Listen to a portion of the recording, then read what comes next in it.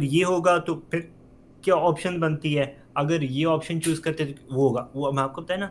वो असल में जो भी क्वेश्चन का सिनेरियो पार्ट जितने मार्क्स का भी होता है, जैसे फॉर एग्जाम्पल ये 3 मार्क्स का पार्ट है, वो एज अ आपको एडवाइजर चेक करना चाह रहे हैं कि आप एज अ एडवाइस कस्टमर को क्या देते हो। जारी बात है, आप मुख्तलिफ ऑप्शंस दोगे और उन ऑप्शंस को कंपेयर करके बताओगे कि हाँ यार ये आपके पास ऑप्शन है, अज्यूम 2 ऑप्शन है, तो इन 2 ऑप्शन से as a tax consultant as a advisor मेरे ख्याल से आपको ये ऑप्शन अवेल करनी चाहिए। ये आपके लिए बेनिफिशियल है, क्योंकि ये इससे अगर आप ऑप्शन ये अवेल करोगे तो आपको अल्टीमेटली कम टैक्स पे करना पड़ेगा।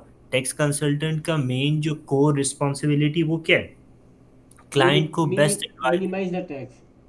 जी बिल्कुल, तो उसी ही पर्सपेक्टिव में आपने उसको एडवाइस किया। ठीक है। ठीक है। सही। वो ठीक है। जाहिर सी बात है, किट में जो आंसर लिखा जाता है वो तो पूरा वो कहते हैं ना, मतलब टेक्स्ट बुक की तरह लिखा जाता है हाँ हाँ डिटेल। हाँ हाँ। वो तो आपको एक समझाने के लिए ना, ताकि आपको समझ आ जाए। जाहिर सी बात है, पेपर में जो टॉप भी करता है वो भी इस तरह का आंसर नहीं लिखता था, वो तो एग्जामिनर अपनी रिपोर्ट में कहता है मैं ये आंसर इसलिए लिख के देता हूँ ताकि आपको पूरा वो जो टॉपिक है ना क्लियरली समझ आ जाए। जाहिर सी बात, आप इसमें से आधा भी पेपर में लिखते हो आपको पूरे मार्क्स मिलते हैं इसके। ओ, ठीक है। समझेगा। जी। ठीक है, क्योंकि वो तो एज अ वो है ना टेक्स्ट बुक की तरह ना, मैं ये एक टॉपिक आया उसने पूरा टॉपिक भी एक्सप्लेन किया और उसको फिर को रिलेट किया सिनेरियो के साथ जो आप एग्जाम में करोगे इंशाल्लाह। कि इंशाल्लाह। आपको पहले जारी सी बात है बताना पड़ेगा कि हाँ ये कॉन्सेप्ट है और हाँ इस सिनेरियो में ये हो रहा है, तो ये यहाँ ये चीज़ फिट इन होगी, सारी चीज़ फिट इन नहीं हो सकती। ठीक है। अहमद भाई, वो हम सोच रहे क्या जी जी। नेक्स्ट डे से वो कॉर्पोरेशन टेस्ट करते हैं, 25 मार्क एक कल करते, फिर 25 मार्क्स आफ्टर टुमारो हाँ करते हैं। ऐसे ही करेंगे। आज दूसरा करेंगे कैपिटल गेन टैक्स का क्वेश्चन, जी। कल से इंशाल्लाह ताला कॉर्पोरेशन टैक्स करेंगे। अच्छा ठीक है। आप हमको इसी में कुछ होमवर्क दे दिएगा, जैसे कि 24 मार्क का जैसे होता है ना, जैसे कि इसके बाद इनहेरिटेंस टैक्स का दो चार ठीक है प्रैक्टिस। ज़रूर। तो हम घर। ज़रूर मैं ना आज इसके कैपिटल गेन टैक्स के जो पार्ट में से ना हम्म। आपको एक क्वेश्चन दूंगा होमवर्क, ताकि वो ज़रा कैपिटल गेन टैक्स और अच्छा हो जाएगा। क्योंकि आपको पता है पहला जो सिनेरियो क्वेश्चन होगा 50 मार्क्स का, मेजॉरिटी उसमें से इनकम टैक्स ही आएगा, जो एक किस्म की कंफर्म और एक उसकी प्रैक्टिस और एक पैटर्न है। बाकी आज जो 2 क्वेश्चन, एक तो डेफिनेटली कॉर्पोरेशन टैक्स होगा, दूसरा कैपिटल गेन टैक्स होगा और उसके अंदर वैट और इनहेरिटेंस टैक्स होगा। तो मेरा आपके लिए हर जो कॉर्पोरेशन टैक्स मेरा अच्छे से प्रैक्टिस नहीं हुआ, समझे ना, मेरा हाँ तो प्रॉब्लम कोई यही नहीं, है। कोई मसला नहीं। कल से वैसे भी हम कॉर्पोरेशन टैक्स करना है, मैं आज इसलिए कैपिटल गेन करा रहा हूँ क्योंकि ये भी बहुत ज़्यादा इंपॉर्टेंट है। 25 मार्क्स का इसमें आना है आपका, तो इसको हम छोड़ नहीं सकते। और ये इजी मार्क्स हैं, जो जी मतलब भाई। कहते हैं ना इजी कॉन्सेप्ट आपके हैं। ठीक है। अब ठीक। देखते हैं 45वां क्वेश्चन, एरिक जी भाई जी, 45 45। 45। अब ज़रा रिक्वायरमेंट पढ़ते हैं, पार्ट ए 6 मार्क्स के लिए।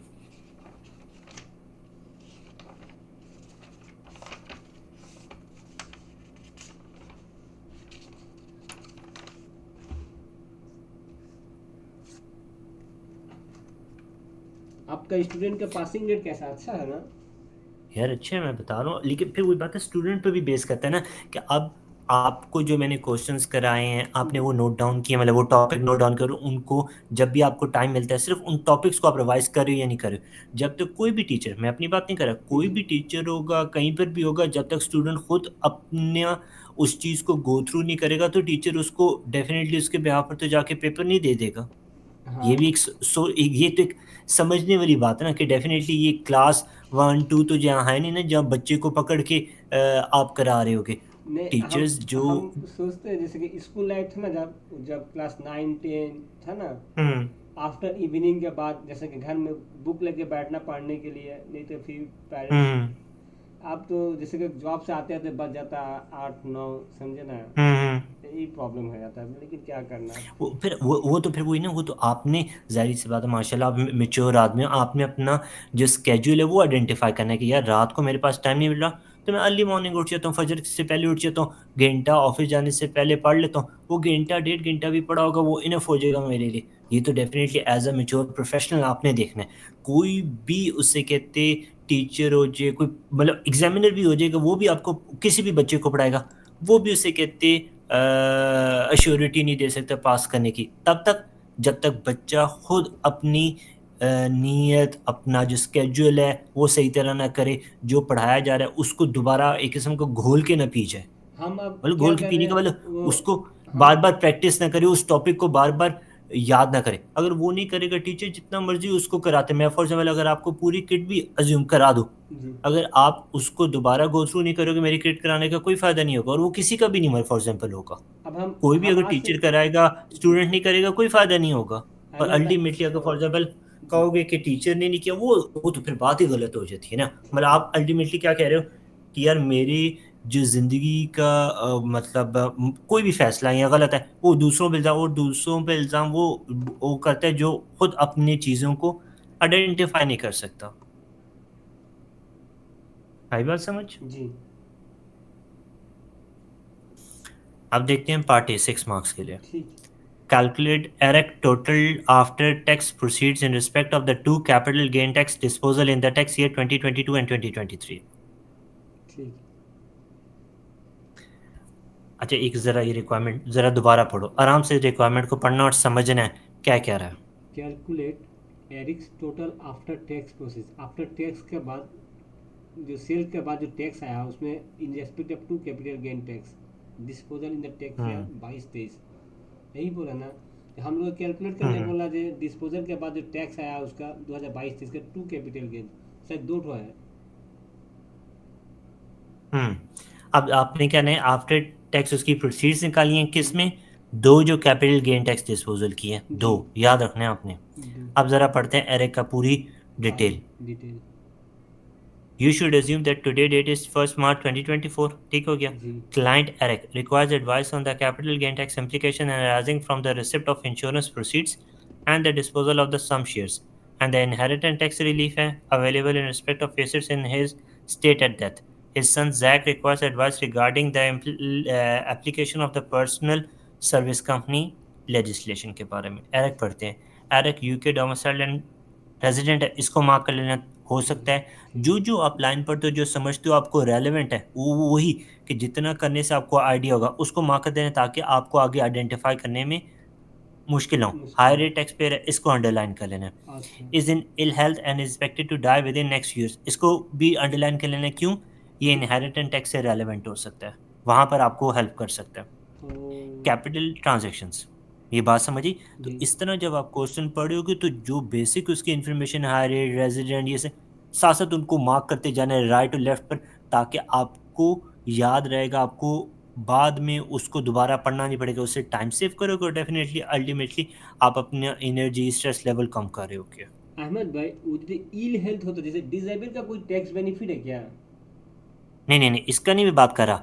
नहीं ये बात हो रही है expected to die within the few months, तो अ, इनहेरिटेंस टैक्स से रेलेवेंट है। तो वहां अच्छा पर अगर उसने कोई चैरिटी की होगी सीएलटी टैक्स लग सकता है, पेट है तो पेट के लिए आई बात समझ को रिलेट हाँ करना आया, ये जी बहुत ज़्यादा इंपॉर्टेंट चीज़ है। तो जब आप सिनेरियो पढ़ोगे तो आपने, क्योंकि आप जब सिनेरियो पढ़ोगे वो किसी भी टॉपिक से रेलेवेंट हो सकता है, आईएसटी से, वैट से, कॉर्पोरेशन टैक्स से, इनकम टैक्स, कैपिटल। तो आपने जो भी बेसिक इन्फॉर्मेशन पढ़नी है वो उसके रेलेवेंस से उसको हाईलाइट करते जाना है, आपने मार्क करते जाना है। जी आगे capital transaction in the tax year 2022 and 2023। Eric made no disposal for capital gain tax purposes in the tax year 2022 and 2023 other than those detailed below. Eric received insurance proceeds of £10,000 following the damage to a valuable painting. Eric sold half of his shareholding in Malaga PLC for £11.50 per share। ठीक है, ठीक है दो चीज़ें हैं। जी एक painting उसने है जो पेंटिंग बेची है 10,000 की, इसको हम्म, मार्क कर लेना है। हम्म, दूसरा उसने बेचे हैं शेयर्स।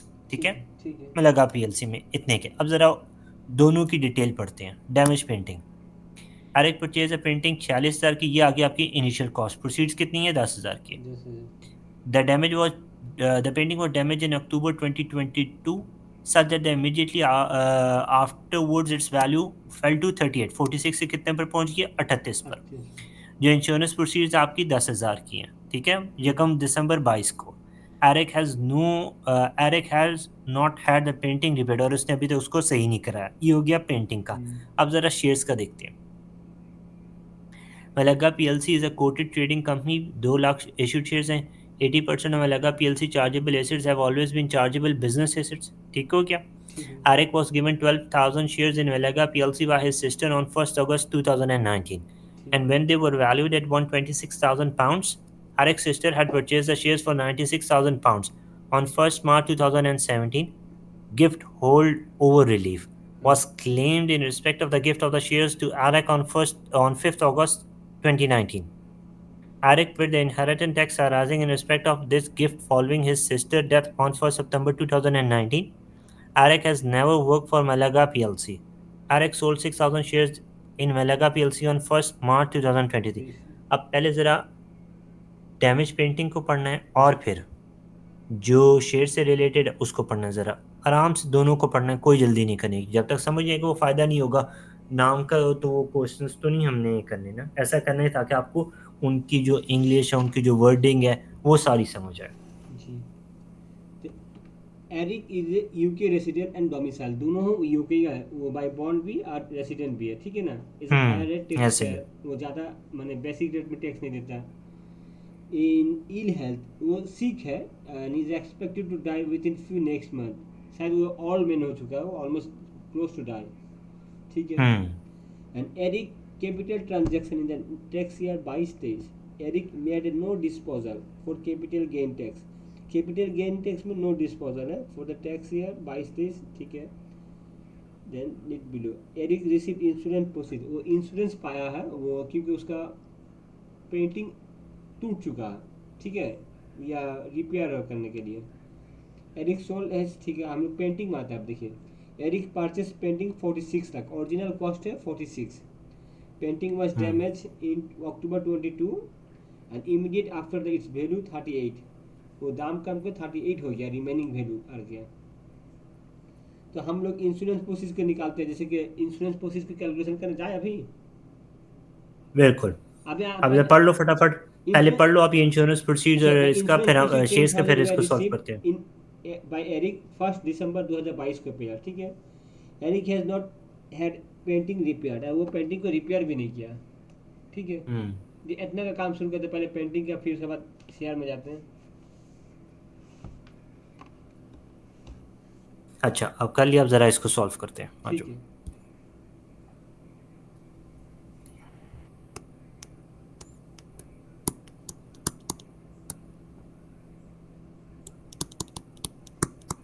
पार्ट ए, ठीक है।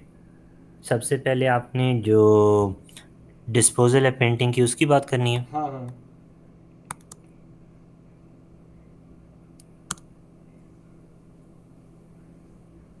Of damage painting, painting,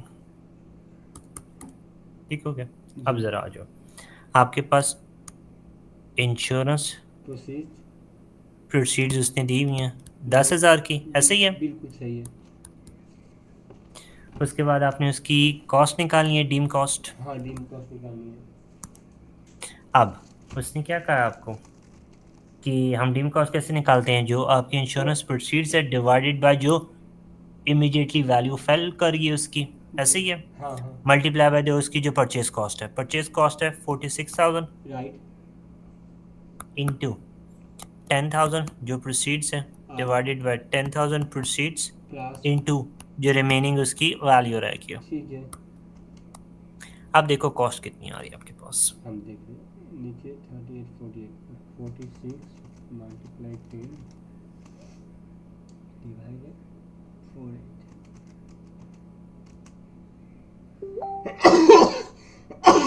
9583, minus करेंगे हम बिल्कुल सोहेल, हमारे पास चार्जेबल गेन आ जाएगा 417, पेंटिंग के ज़मरे में, ये चीज़ है बस सही है, पेंटिंग के लिए, ठीक है। बिल्कुल। अब शेयर्स को आपने पढ़ लिया, ये मिलेगा पीएलसी के शेयर्स, हाँ, इनको पढ़ो फटाफट, अच्छा। इनको पढ़ो मालेगा फटाफट। Malaga PLC is quarter trading company, देखिए पब्लिक लिस्टेड कंपनी है, 200,000 share issued, 80% Malaga PLC chargeable assets, ठीक है, always have been chargeable business asset. And Eric was given 12,000 shares to in Malaga PLC by his sister. Eric को दिया गया है 12,000 shares in Malaga PLC by sister से 5 August 2019 when they were valued 126, ठीक है। Eric sister had purchase the share 96,000 2017 में किनी थी वह। Gift holdover relief was claimed in respect of gift of the share Eric 5th August 2019. Eric paid inheritance tax arising in respect of gift with following her sister's death on 1st September 2009. Eric has never worked for Malaga. Eric sold 6,000 shares Malaga PLC 1st March 2023. जी जी पढ़ लिया। जी, वो जो पहला अपना share से बिक्री किया 2023 में किया, ठीक है ना।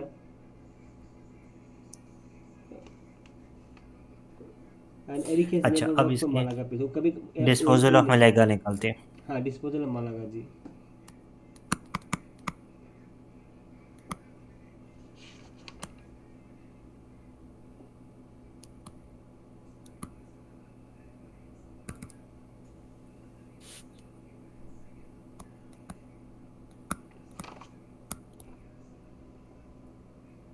Cell proceeds. अब कितने उसे कहते शेयर्स उसने किए थे 11.50, हाँ, और कितने उसने शेयर्स बेचे 6,000 6000। 11.5 मल्टीप्लाई 6,000 69,000। अब इसकी कॉस्ट निकालेंगे। दिस कॉस्ट ठीक है, जी। कॉस्ट के लिए डेफिनेटली वर्किंग करेंगे हम, हाँ, और ओरिजिनल इसकी कॉस्ट वर्किंग यहीं उसका कर है लेंगे। आपका 126। हम्म, अच्छा, वो आपका शेयर पुल से निकालेंगे ना। जी जी बिल्कुल एग्जैक्टली। अच्छा, ठीक है। सेम डेट अब जी। अब सबसे पहले उसने 5 अगस्त 2019 को उसने शेयर्स पकड़े थे, हाँ ऐसे ही है। जी। वो आपके पास आए हैं क्या, उसे कहते हैं आपके पास आए हैं 12 gift, gain on gift on shares उसके सिस्टर की तरफ से उसको आया, रोल ओवर रिलीफ आया, हाँ ऐसे ही है। हाँ हाँ हाँ। सिस्टर से 1,26,000 का उसे कहते बिल्कुल थे। बिल्कुल। Gain on sister shares, sales sister कर लेते हैं, एक ही चीज़ है। 1,26,000 है, हम्म। और असल में जो उनकी वैल्यू थी कितने की थी, जो आपकी बहन ने और उसकी बहन ने खरीदी थी 96,000 की। 96,000 थी। कितना आ जाएगा? 126 माइनस 96, 30,000। 3 4 40 30,000। 30,000।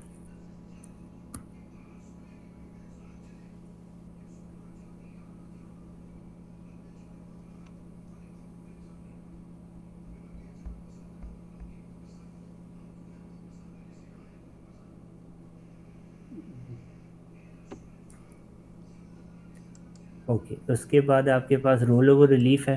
अब वो रोल ओवर रिलीफ के लिए क्या कह रहा है आपको, 80% जो चार्जेबल एसेट्स हैं वो ऑलवेज भी चार्जेबल बिजनेस एसेट्स हैं। तो अब आप क्या करोगे, ये गेन एलिजिबल हो जाएगा आपका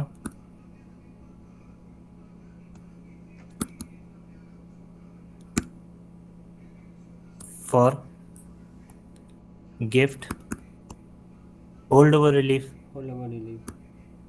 ऐसे ही है। ये 30,000 है, हाँ, तो 30,000 का आपने 80% लो, कितना आ जाएगा आपके पास सोहेल? 24 24,000 आ जाएगा। बिल्कुल। अब आपने इसकी बेसिक जो कॉस्ट है शेयर्स की वो निकालनी है, हाँ, बेस जो कॉस्ट है। Base cost. आपने कितने का गेन लिया था जब आपने मतलब उसने अरे के सिस्टर से 1,26,000 का, हाँ, उसका पर गिफ्ट जो होल्ड ओवर रिलीफ है वो 24,000 का बन रहा है, ठीक है। कितनी बन जाएगा? 126 माइनस 24, 102,000 एक सेकेंड। 102,000।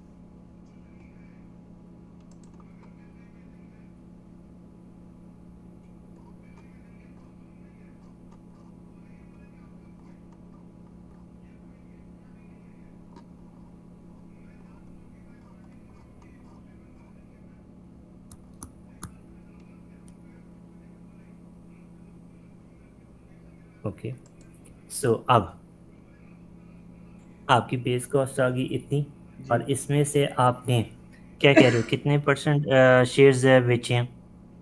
अ, हम लोग बेचे 50% शेयर। Yes, excellent. सो आपके पास जो एक्चुअल जो कॉस्ट है शेयर्स की, वो आ जाएगी, जी। कितना आ जाएगा? ऑलमोस्ट आई थिंक 51, हाँ 51,000 ये कॉस्ट बनेगी। जी। माइनस करेंगे, आपके पास क्या आ जाएगा? 6 चार्जेबल गेन, या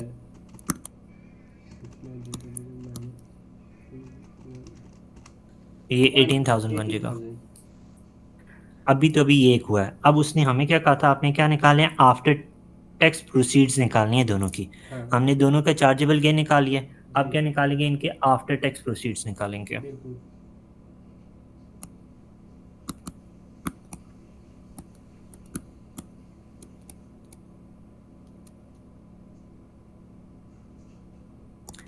टोटल चार्जेबल गेन जी। ऊपर है 417 प्लस 18,000, सो ये बन जाएगा आई थिंक 18,417 ऐसे ही है। हम्म। लेस करेंगे एनुअल एग्जाम्प्ट अमाउंट, वो कितनी बनती है आपकी? 12,300। 12,300 से माइनस करेंगे, आपके पास टैक्सेबल गेन आ जाएगा, 6117। कितना आ जाएगा? 6117। ठीक हो गया? मल्टीप्लाई 20। 20% CGT निकलेगा। जी। CGT 20% कितना आ रहा है? 1223। ये आया आपका टैक्स। अब उसने आपको क्या कहा है? आफ्टर टैक्स प्रोसीड्स निकालनी है, जी। वो किस तरह निकलेगा?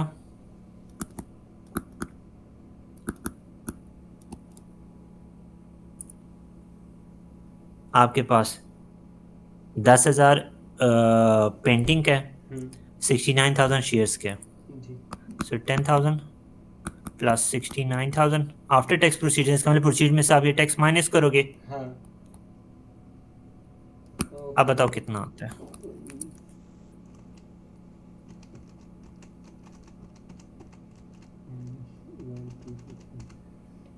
7777 5 तो 7 5 7। ओके, 77। यस। ये समझ आया आपको? जी। थोड़ा आपको। पार्ट बी देखते हैं जी। 6 मार्क्स के लिए। 1, लेकिन वो पार्ट बी पार्ट का वन 1। 6 मार्क के जी लिए जी काफी पूछो। बड़ा बड़ा क्वेश्चन नहीं किया वो।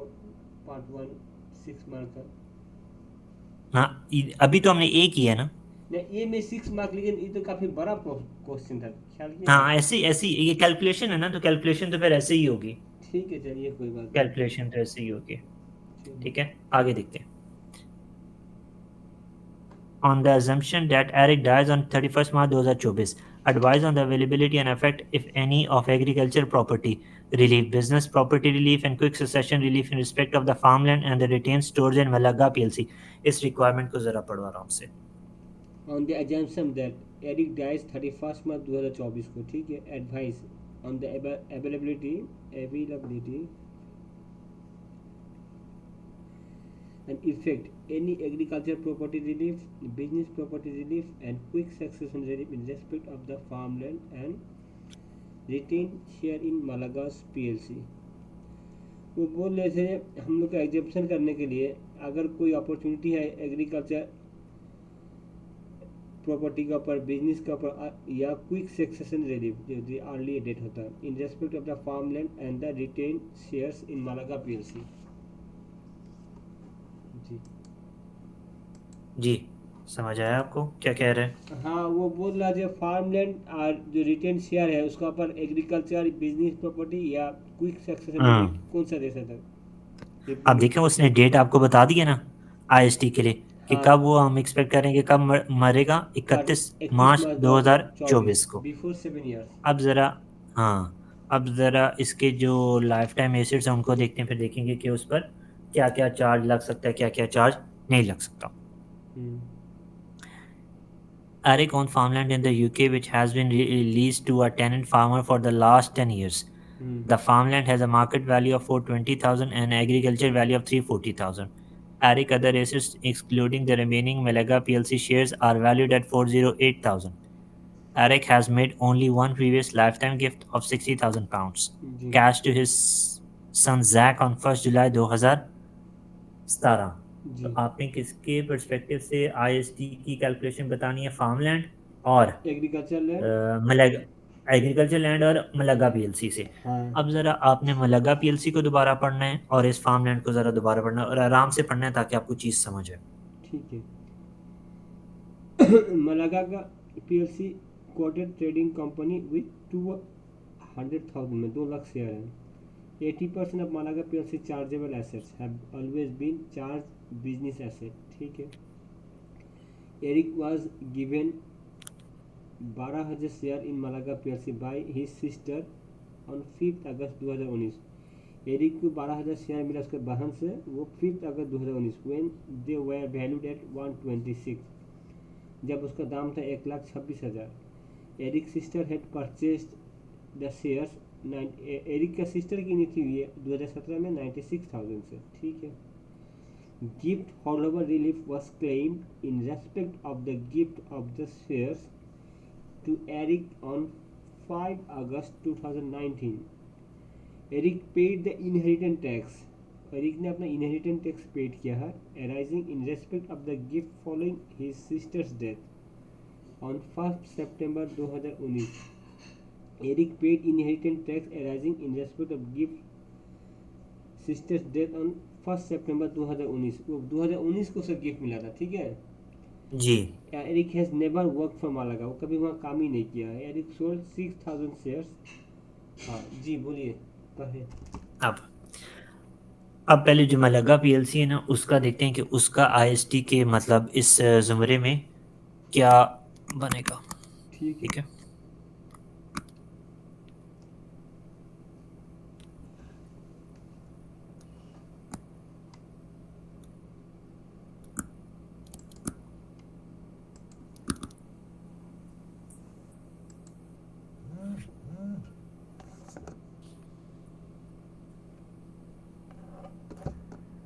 अब जो मलगा पीएलसी इस पर बिजनेस प्रॉपर्टी रिलीफ इसको अवेलेबल हो सकता है सोहेल, बिजनेस प्रॉपर्टी माला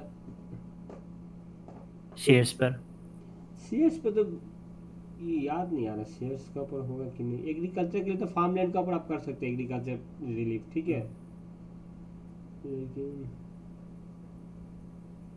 शेयर्स का ऊपर बिजनेस रिलीफ हो सकता है शेयर का ऊपर। यस। और फिर क्विक सेशन रिलीफ मिल सकता है। हाँ मिल सकता है। वो जब डेट का साथ उसका ये करना पड़ेगा ना एडजस्ट करके क्विक सेक्शन में रिलीफ ना। वो टेपर रिलीफ होता है ना जो डेट के साथ मिलता है जो एक है। हाँ अब देखो, सबसे पहले तो इसका ये आ जाएगा जी नो बीपीआर, नो जो बी। बिजनेस प्रॉपर्टी रिलीफ अवेलेबल नहीं होगा। अच्छा why. In respect of share. अच्छा, बीपीआर की जो क्राइटेरिया फुलफिल करने का जो कंडीशन होती है वो क्या होती है? ये तो हमको देखना पड़ेगा। हम आज देखेंगे हम क्योंकि अच्छा वो मैं बता देता हूँ, वो बेशक आप नोट कर लो। ठीक है। एक सबसे बड़ा बीपीआर आपके कोटेड कंपनी शेयर्स पर अवेलेबल नहीं होते। और दूसरा, जी आप उस कंपनी को कंट्रोल कर रहे हो। इस सिनेरियो के अंदर एक कोटेड ट्रेडिंग कंपनी है, ओके, तो फिर हाँ तो गया। और दूसरा, एरिक इधर काम करता था, वो उसको कंट्रोल नहीं कर रहा था। हाँ। जब तक वो कंट्रोल नहीं करेगा उस कंपनी के तब तक उसको बीपीआर अवेलेबल नहीं होगा। अच्छा ठीक। ठीक है। जी एज दे आर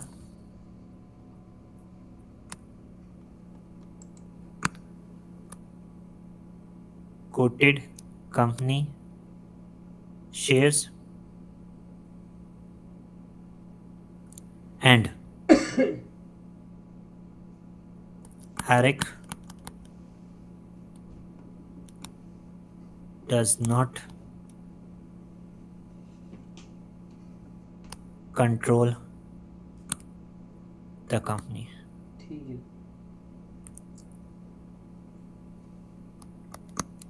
ओके। दूसरा, अब यहाँ पर उसको जो क्विक सक्सेशन रिलीफ है वो अवेलेबल हो सकता है टैक्स क्रेडिट की फॉर्म में, क्योंकि ये इनहेरिटेंस से रिलेटेड है, तो वो एयर की डेथ स्टेट पर उसको अवेलेबल हो सकता है, ऐसे ही है। जी। और वो कब अवेलेबल होता है कि जब वो बंदा 4 से 5 साल के अंदर मर जाता है, तो फिर उस पर डेफ़िनेटली उस परसेंटेज के मुताबिक उस पर उसको लगता है, और 4 से 5 साल के अंदर अगर वो मरता है, क्योंकि कब शेयर्स इसको दिए जा रहे हैं, ये शेयर्स उसको दिए हैं उन्होंने 19 के अंदर, जी। बिल्कुल। हाँ। और वो 24 में वो कह रहा है वो उसकी मौत वाक़ई हो जाएगी। हाँ। तो 4 साल 5 साल बनते हैं, तो 4 से 5 साल पर definitely quick succession relief available होगा, हाँ, और अवेलेबल है, हाँ। 20% का उसको एक्स्ट्रा टैक्स पे करना पड़ेगा उन शेयर्स पे जो उसकी बहन से उसको इनहेरिटेड सिनेरियो में मिली हैं, ठीक ठीक है, है? ठीक है। So succession relief will be available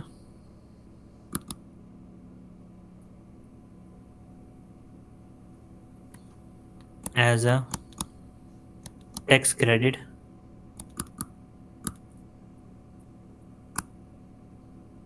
to reduce the IST जी। payable in respect of these shares, ठीक है? इन केस उस पर मिलेगा as a part of Eric की डेथ पर, एज अ पार्ट ऑफ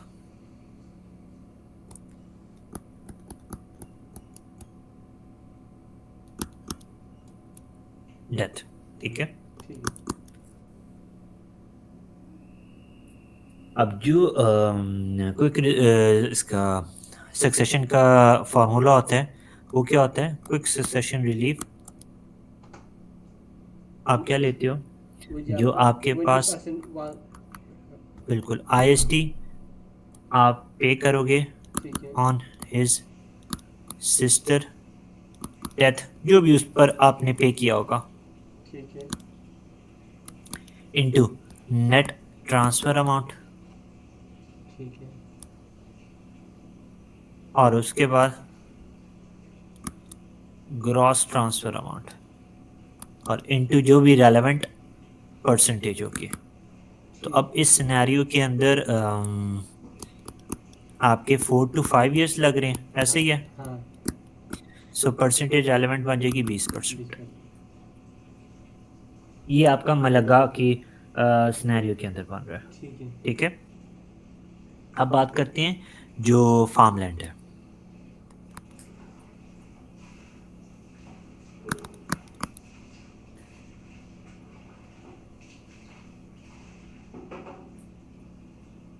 अच्छा, फार्मलैंड एग्रीकल्चर प्रॉपर्टी है, ठीक है? तो जी। एग्रीकल्चर प्रॉपर्टी रिलीफ इस पर डेफ़िनेटली इसको अवेलेबल होगा। अवेलेबल है।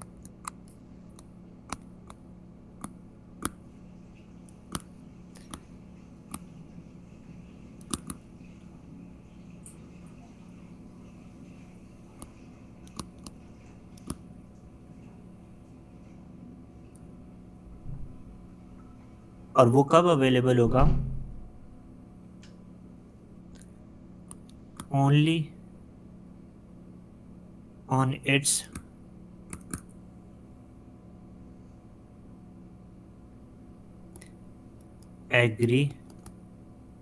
एग्रीकल्चरल वैल्यू, और वो कितने वाले पर अवेलेबल होगा? 3,40,000 40,000। पर, इस पर अवेलेबल होगा एपीआर। ठीक और है। कितने परसेंट अवेलेबल होगा? 100% अवेलेबल होगा, 100%। ठीक है? ठीक। और वो क्यों अवेलेबल होगा? क्योंकि जो लैंड है वो उसने एक्वायर किया है 7 साल पहले अपनी डेथ से, हाँ। ठीक है? ठीक और है। पूरा टेन्योर वो उसको एक्वायर करता रहा है, ठीक है। तो इसीलिए उस पर इसको एपीआर अवेलेबल होगा। तो याद रखना, कोई भी एग्रीकल्चर प्रॉपर्टी जिसको आपने 7 साल से मतलब अपनी मौत वो मतलब उस बंदे की मौत से आपने पहले एक्वायर किया हुआ है, ठीक है? और पूरा टेन्योर आपके पास रहा है, उस पर आपको एपीआर मिलेगा, जो एपीआर जो एग्रीकल्चर वैल्यू होगी उस पर 100% आपको अवेलेबल होगा, ठीक है। ठीक है? जी। और डेफिनेटली जो बीपीआर है वो अवेलेबल नहीं होगा इस पर। हाँ, बीपीआर तो नहीं होगा। बीपीआर अवेलेबल तो सारी बात आप ये भी बताओगे कि बीपीआर इसको अवेलेबल नहीं होगा, क्योंकि जो आपकी excess market value agriculture land की, वो डेफिनेटली उस लैंड के मतलब जब जैसे फॉर एग्जांपल यहाँ क्या कह रहा है कि फार्म लैंड की वैल्यू कितनी है 4,20,000, एग्रीकल्चर वैल्यू कितनी 3,40, हाँ लेकिन जो अदर उसके एसेट्स हैं वो 4,08,000 के हैं, तो बेशक वो वैल्यू इंक्रीज करिए, उससे उसको कोई फर्क नहीं पड़ेगा। जी, ठीक है ठीक है। जी सुहेल, ये समझ आया आपको? नहीं, अब बीपीआर का क्या बोला, बीपीआर का लास्ट में? देखो, बीपीआर इसको अवेलेबल इसलिए नहीं होगा, फॉर एग्जाम्पल बीपीआर क्या होता है कि यार आपका जैसे यहाँ पर वैल्यू इंक्रीज करी है मतलब उसकी लैंड वैल्यू से, तो बेशक वो फार्म लैंड उसका वो उसका अपना नहीं है। जैसे नहीं। यहाँ पर वो क्या कह रहा है, the farmland Eric owns farmland in UK, ठीक है, और जी। Which has been lease to a tenant farmer to the last 10 years। आगे से उसने किराए पर दे दिया था। हाँ। फार्मलैंड की जो वैल्यू है वो 4,20 है, ठीक है। ठीक है। एग्रीकल्चर वैल्यू 3,40 है। बेशक फार्मलैंड की वैल्यू इंक्रीज भी कर जाती है मार्केट में, तो क्योंकि वो बिजनेस एसेट आपकी प्रॉपर्टी बन जाएगी ना, हाँ। तो उस पर आपको रिलीफ नहीं मिलेगा। वो इसलिए नहीं मिलेगा क्योंकि वो लैंड उसके पास नहीं थी, इस वजह से उस फार्म लैंड पर उसको ये बिजनेस प्रॉपर्टी रिलीफ नहीं मिल रहा होगा। जी। ठीक है, आई बात समझ? मतलब जी। उसको खुद वो खेती बाड़ी नहीं कर रहा था, वो उसने आगे से किराए पर दिया हुआ था, तो हाँ, उसकी टीनेंट, हम वैल्यू लोग देखे थे, इंक्रीज वो करने, टीनेंट फार्मर था उसकी वो। वैल्यू, हाँ उसकी वैल्यू इंक्रीज होने से agriculture property business property relief उसको नहीं अवेलेबल होगा। ठीक है। सही। ये किस सेंस में बात करें, जब उसकी मार्केट वैल्यू इंक्रीज करिए उस सेंस में बात कर रहे हैं। जी। आगे देखते हैं 3 मार्क्स के लिए। बी का 2, explain. explain with the aid of the calculations the impact on the inheritance tax liability arising on Eric death if Eric does not die until 1 अगस्त 2024। आपने आईएसटी लाइबिलिटी बतानी है एरिक की। अगर वो नहीं मरता। अगर, जी, कब तक नहीं मरा? 1 अगस्त चौबीस तक। 2024 तक नहीं मरा। अब जरा मुझे बताओ कि एक वैसी चलो, क्विक कैलकुलेशन सेक्शन, वैसी, वो खाली क्विक सेक्शन रिलीफ उठा देने से तो हो जाएगा ना, अगर नहीं मरता तो। अच्छा अब हम क्या करते हैं, एरर की कैलकुलेशन करते हैं उसकी, जी, ठीक है। बिल्कुल सही।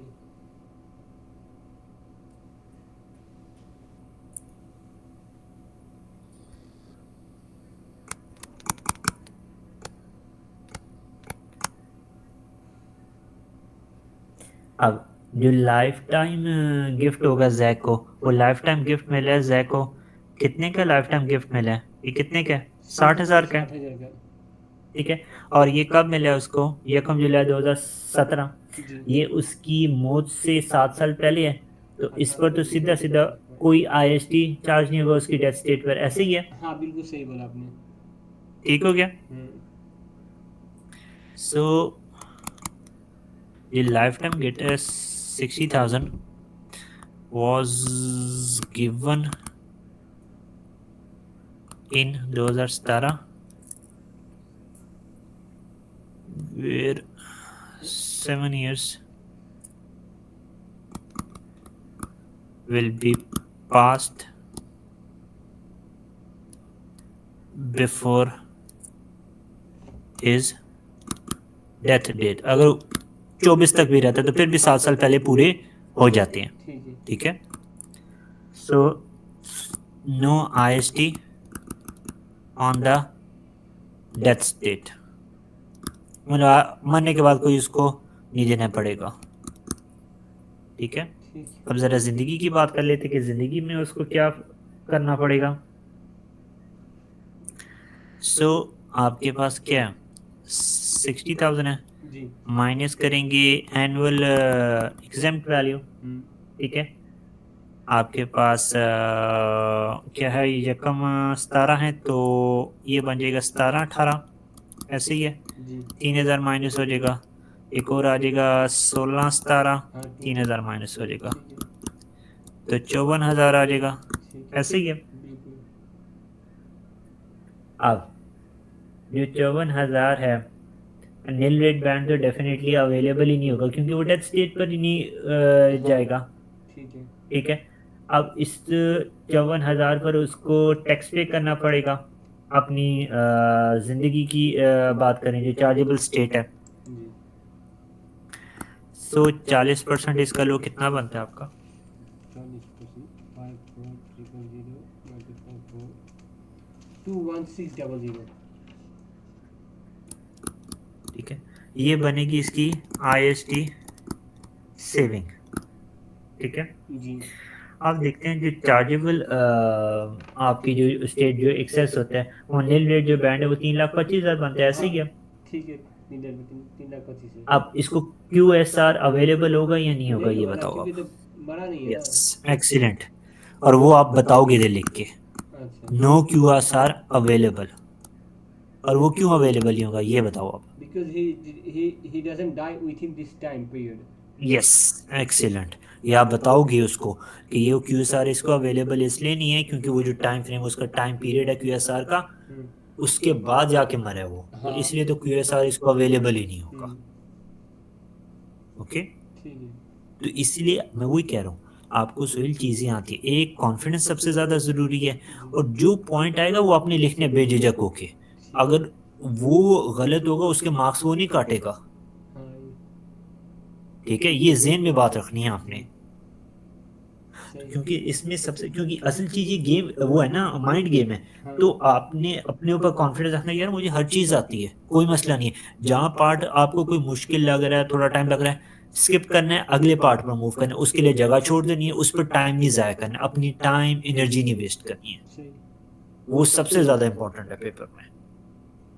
क्योंकि अगर आपने अपना टाइम और एनर्जी वेस्ट किया तो फिर तो डेफिनेटली बहुत मुश्किल हो जाता है पेपर में। ठीक है, जी आखिरी पार्ट देखते हैं। हाँ ठीक है। Calculate Jack taxable income for the tax year 23-24 अगर personal service company legislation were apply for the fee income received by Yoyo limited.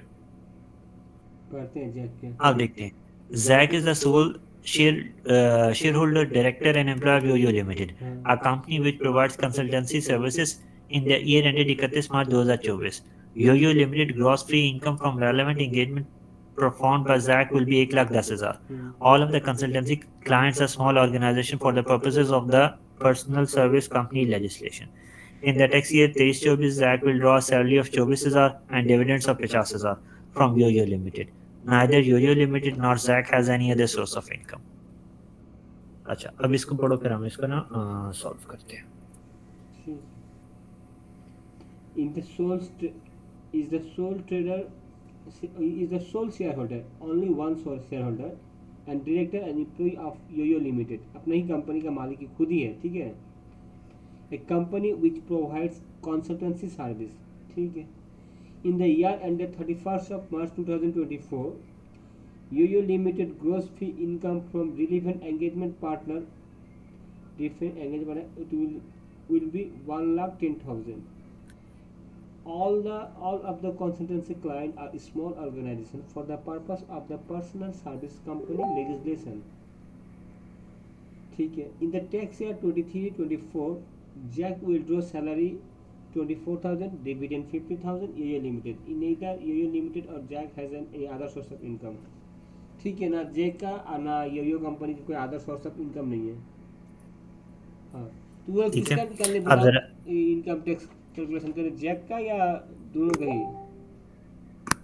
अब इसके हाँ बिल्कुल, पहले जो हम क्या निकालेंगे, IST निकालेंगे, जो एम्प्लॉयमेंट इनकम है वो उसे कहते हैं योयो की निकाल लेंगे, और फिर डेफिनेटली जैक की निकालेंगे। ठीक है।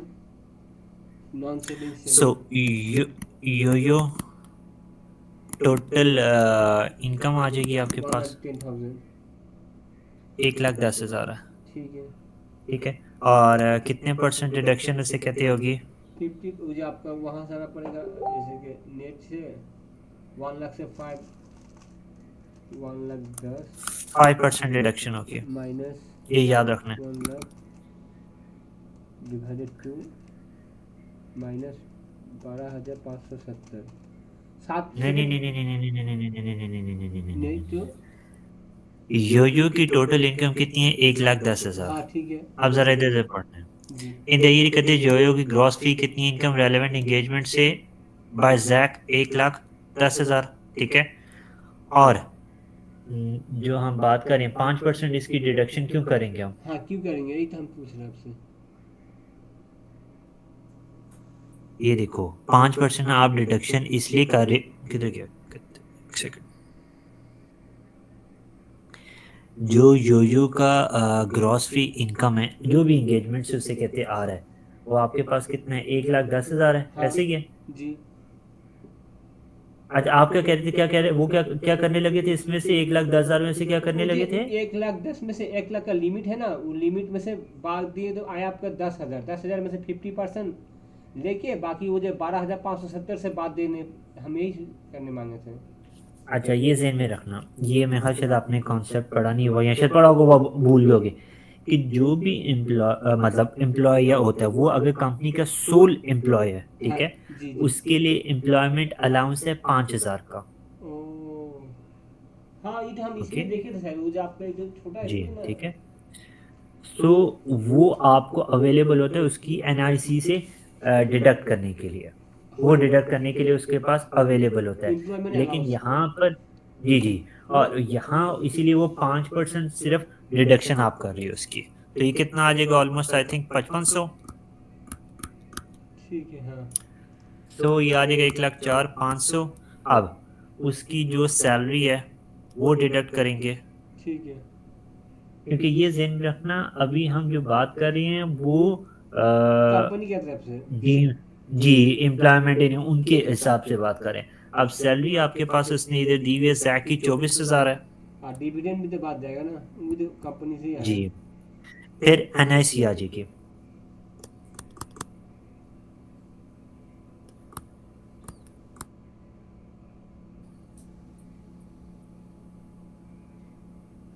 अब एनआईसी के लिए, एम्प्लॉयर एनआईसी के लिए आपके पास क्या है, सैलरी है, हाँ उसमें से एक लिमिट होती है कितनी, 9100 तक की, हाँ। और उस पर चार्ज करते हो आप कितने परसेंट, अब 15.5%। 05 हाँ। कितना आ रहा है आपके पास? 25 माइनस 9100 मल्टीप्लाई 15.05, 2242। माइनस करो कितना आता है आपके पास? 104,500 माइनस 24,000 माइनस 2242, 78258। ठीक है, जी। लेस करते हैं अब एम्प्लॉयर, NSC। बिल्कुल एनआईसी ऑन डीम्ड पेमेंट।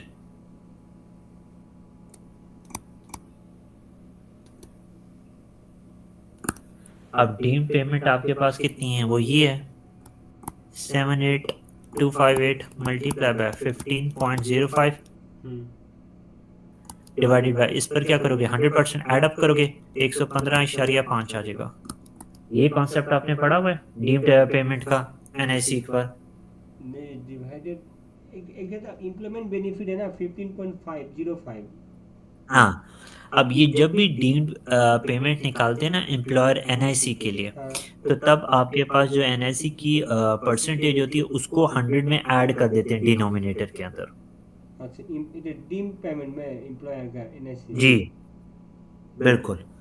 तो अब आप देखो कितनी आपके पास अमाउंट बनती है। जी। भाग 115.05 मल्टीप्लाई 15.05, 10237।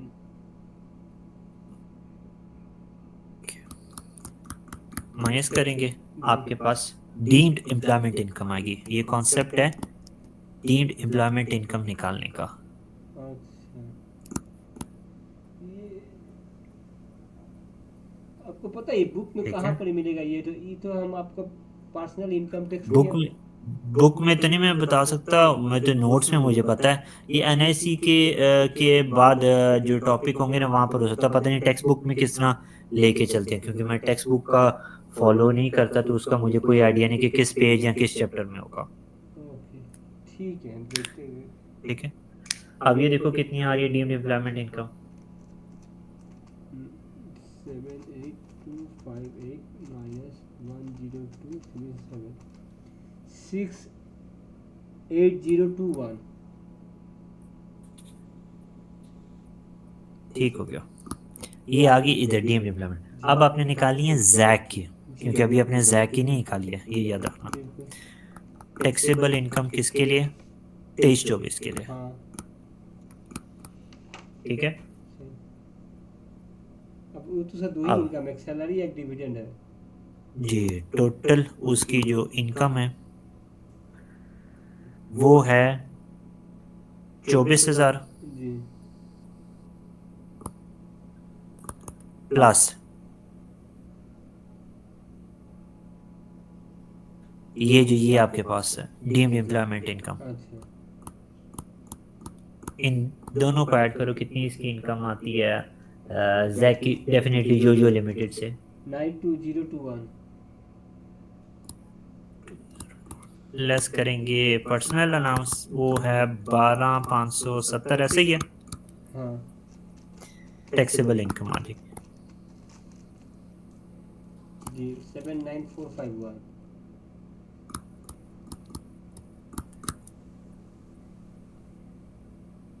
ठीक है। ये आपका वो तो पार्ट सी ठीक है। था।